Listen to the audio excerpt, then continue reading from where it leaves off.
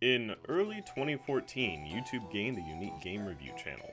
Wizards Weekend Reviews made its debut on March 3rd, a day that would go down in video game infamy. We've brought together cast and crew to bring this YouTube sensation to new light.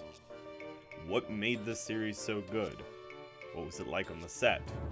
Who was WizardBlackMage? And more in this special edition of Weekend Review. Weekend Review. Weekend Review. Weekend Review.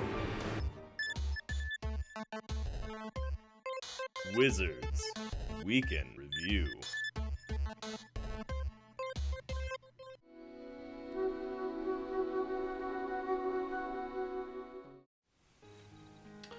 Two years ago, I was just a guy wanting to make game reviews on YouTube. But flash forward 2 years, here I am, a guy making game reviews on YouTube. Wow. Well, when he first started, he got a lot of negativity. They were all like, you can't make video reviews on YouTube. And he was like, I have a camera.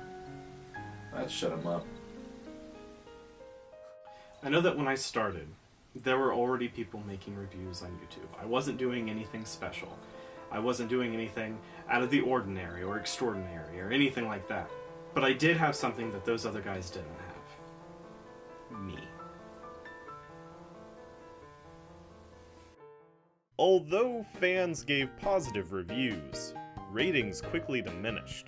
Critics noted the time travel theme of the second episode ostracized the general audience and clearly displayed the showrunner's lack of understanding for the theory of relativity.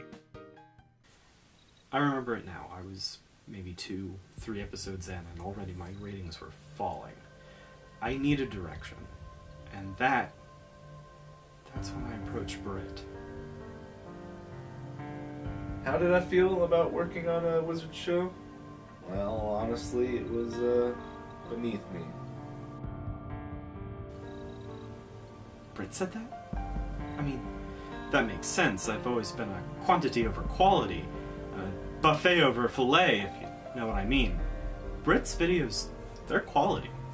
At the time, though, he was working on Super Virtual Squad. It wasn't until later that he created 8 Brit Productions. Jank Plays is actually an 8 Brit production.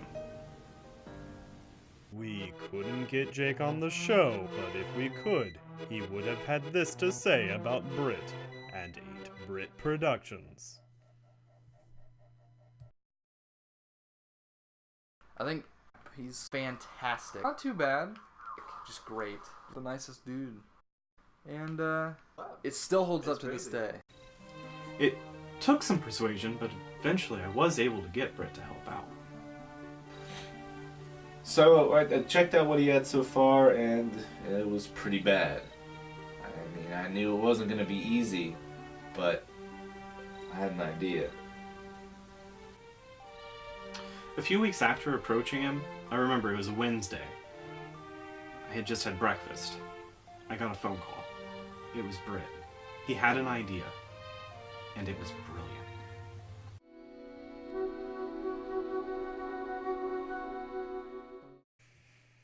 With the help of Brit and 8 Brit Productions, Wizard got fast to work on a new project. Wizard's Word was a fast-paced take on video game concepts. Death. Women. Death. Control. But it wasn't all fun and games. It only took a few weeks, but we did it. We made Wizard's Word. Nobody was doing what we were doing. The Word brought a whole new feel to the YouTube game. And, I mean, we were just kids at the time, so I had no idea what impact it would have. I'm innocent. I'd say that the Word brought 5 new subscribers. And at the time, I didn't know how to handle the fame. I think we got about 5 episodes in until Wizard started slipping into his old habits.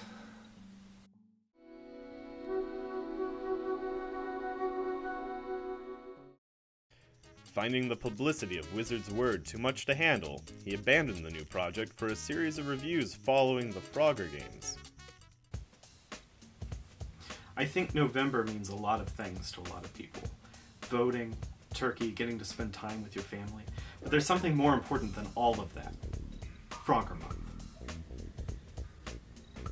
I didn't authorize Frogger Month. I have no idea what he sees in that game.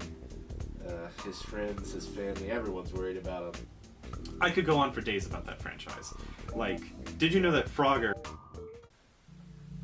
You know, it's pretty harmless at first. I mean, no harm, no foul, but he got some anonymous tip from an unknown source. Won't say who, won't say what company, but yeah, it was pretty bad. After months of working with his contact, Wizard released a special Frogger video, the Frogger Files, revealing information so classified, our lawyers won't let us play the video. I found out something big, and although Frogger may never be the same for me, and I did get a cease and desist from Kojima himself and all of Konami, people deserve to know the truth. Wizard was on a slippery slope, and for Wizard Weekend Reviews, it was dark times.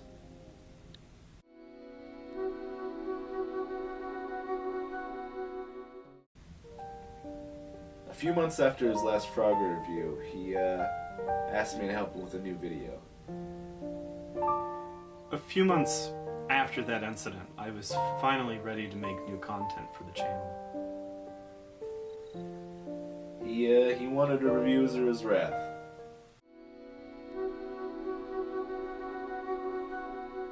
On January 29th, Wizard released a review on Azura's Wrath. 3 days later, he released one of the most controversial decisions of his YouTube career. At the time that I had released Azura's Wrath, I was very limited. It couldn't reach its fullest potential. It wasn't everything that I envisioned it to be. I wasn't a fan of the changes he made. I'm a Han shot first kind of guy. I thought he went a little power crazy. You know, we all thought that. I don't know what everyone is fussing about. The changes that I made weren't even major to the plot line. It was just simple edits. I had always pictured it starting with the crawl, so I did that. And then the score was changed slightly, and that's fine. And then I had always really envisioned the scene between Brit and Wizard to take place on the Cloud City of Bespin. Anakin was there. Later, it was announced Wizard had sold his channel to a company named Dozney for $4.2, and although new reviews are significantly better, fans have petitioned to bring him back to the show. Would I come back to the show? Of course. What is Wizard's Weekend Review without Wizard? Right?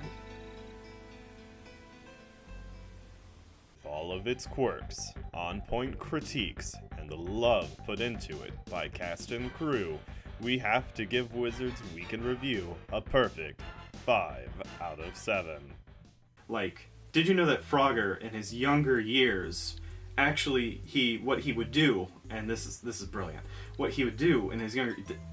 Listen, so the other video games, I mean, they were okay, but Frogger, what he would do is he would actually just put his arcade next to, like, a Pac-Man machine, or, you know, he would put it next to, like, a track and field, or, you know, he would put it across the way from, like, a Star Wars arcade game. And then when people came in, there would be so many people playing those other games that it would force you to put your quarters in his machine. Brilliant. Just brilliant plan. Have no idea what he sees in that game. His friends, his family, everyone's worried about him. Just please come home.